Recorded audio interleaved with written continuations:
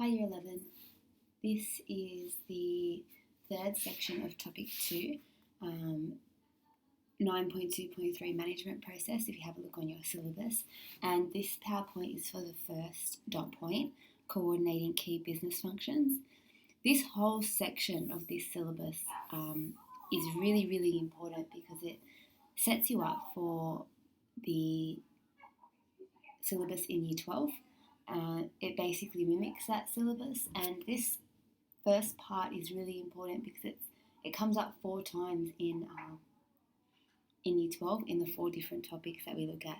And then the syllabus points that follow this syllabus point are basically introductions into the 4 topics of the HSC. So there are many aspects in this syllabus section that is reassessed in Year 12, and it's assumed knowledge. I can't stress how important that is, that it's assumed knowledge. There are many Year 12 students that still forget this part of the syllabus from Year 11, and when they get questions around this, maybe in their HSC, that will set them up for a question that's a HSC style question, they forget this information. So it's really important that you focus on this section. Okay, so there are 4 key business functions, and they are finance, operations, marketing, and human resources. Now, in a large business, they're usually split up into departments. In a small business, they are usually the manager will control all 4 of the sections, or there might be a partnership they'll break up the 4 sections amongst the 2 of them. But once a business establishes the main goal, they need to determine what needs to be done to achieve that goal. And they are strategies that are put in place. The strategies are determined by managers for the 4 key business functions. So finance, operations, marketing, and HR. And the manager will best decide how to coordinate and administer the 4 key areas. Okay, so the goal might be to increase profit by a certain amount. What's finance going to do to achieve this? What's operations going to do? What's marketing going to do? And what is HR going to do?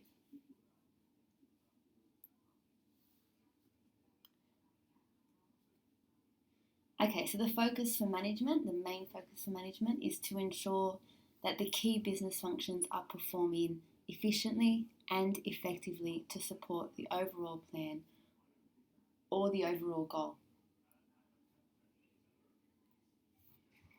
So a specialist manager in operations, their main aim is to focus on strategies that will improve the production process and to create the ideal factory or office layout. So they're basically producing the product or service, and they're best deciding how to do that. A specialist manager in the finance area is responsible for financial requirements for all sections. So they will allocate money to operations, they will allocate money to marketing, they'll allocate money to HR, and ensure that each department has enough money for the resources that they need in order to achieve the strategy that will ultimately achieve the goal.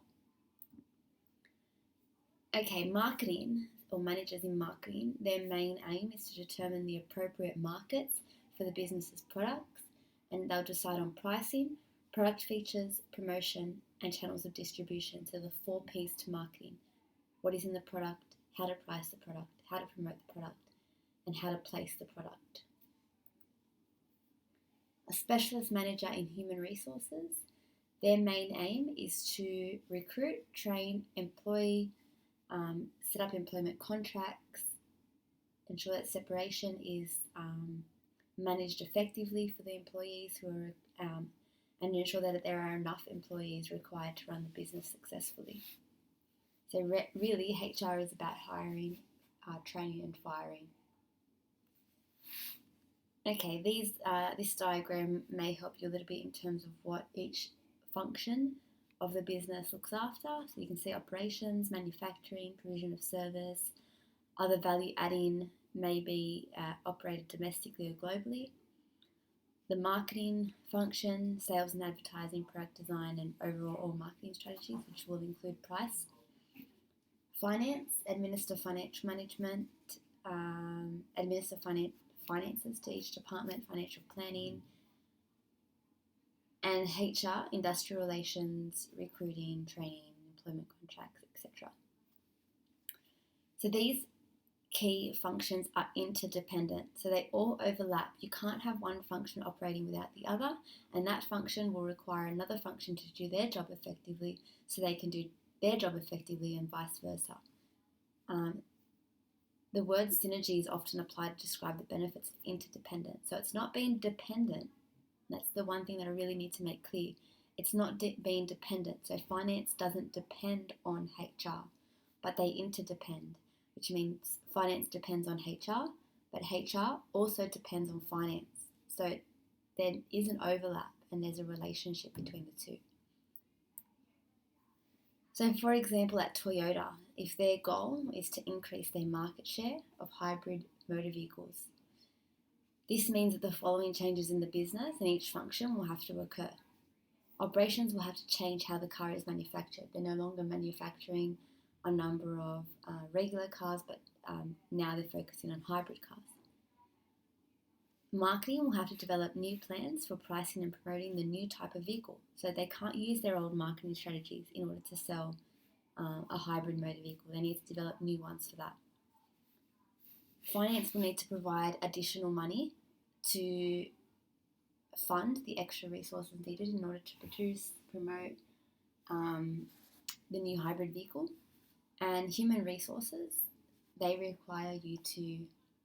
will require you to hire new employees with the necessary skills to produce hybrid motor vehicles or sell hybrid motor vehicles, or they will retrain their existing employees. So this concept of interdependence is what I was talking about when I said that it comes up 4 times in the HSC. In all 4 syllabuses, there's a dot point on interdependence. So it's really, really important, and I haven't seen a HSC paper that doesn't have this concept assessed in it, that you understand this concept. So though a business can separate their key business functions into departments, so they can separate finance, and they can separate HR, and they can separate marketing, and they can separate operations, because they perform distinct roles, the functions need to be interdependent. So they need to each rely on one another to perform effectively so that their department can run effectively. So this means that the various business functions work best when they work together.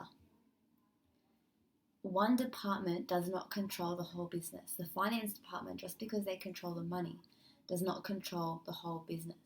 Marketing needs to bring in the money for finance. So finance really relies on marketing, but marketing also relies on finance to provide them with funds so that they can market and promote the product.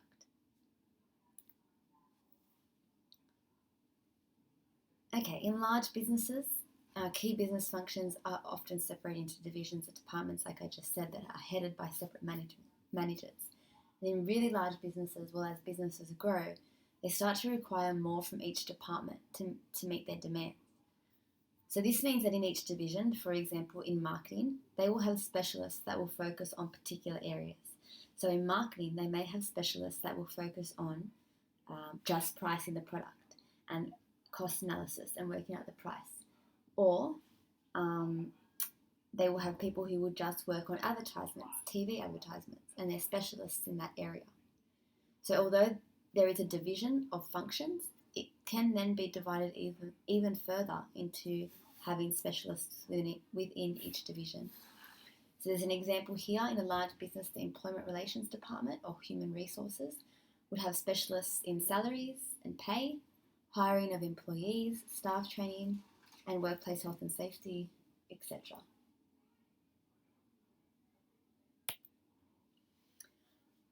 Okay, so particularly in Australia, most businesses are not large, they are small. So having that separate function in the business and having people work in each division is not typical.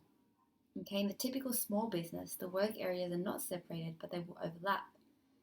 This is shown by this example here in the hairdressing salon. You can see that Elaine is the owner, and these are all the things that Elaine looks after.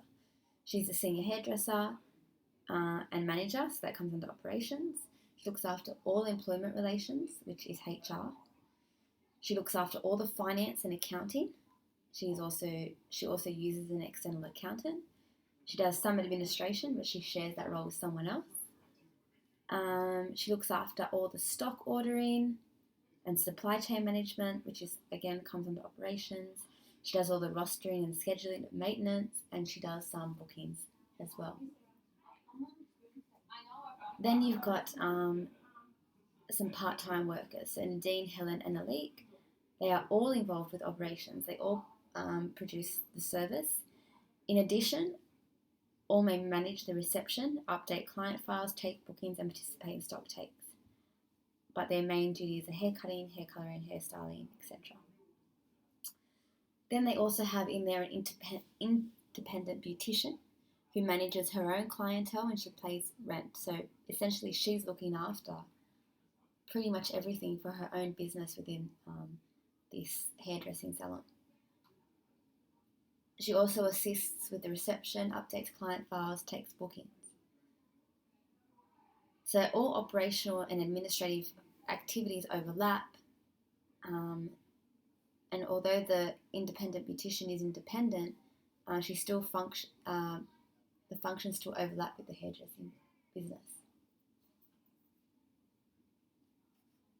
There is a worksheet that you need to fill in now in regards to this, and I hope that you were taking notes. If you haven't, go back, stop, take notes, and then complete the worksheet. And then we will complete just a summary on this section and tomorrow start operation.